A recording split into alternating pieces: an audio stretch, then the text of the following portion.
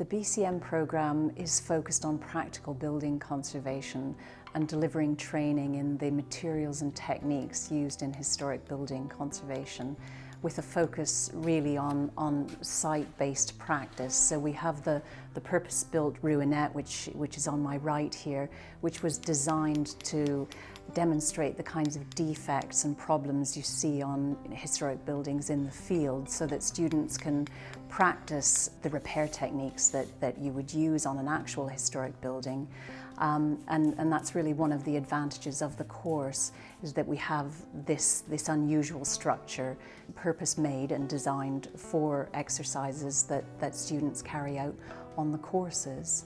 The courses are designed for a really broad range of backgrounds.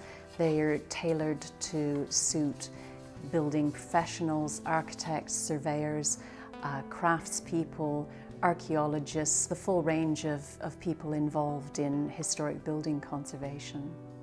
So lime technology is central to several of the masonry conservation courses, and we focus on reinforcing understanding of how limes work. So all of the stages of lime mortars, from burning limestone to get quicklime, and then slaking quicklime to produce mortars. So all of the steps of handling limes to create lime mortars, which we use in stone masonry conservation, brick masonry conservation, and plasters and renders. So it's a material that's really central in building conservation, and we focus a lot on that technology and reinforcing understanding of that for students.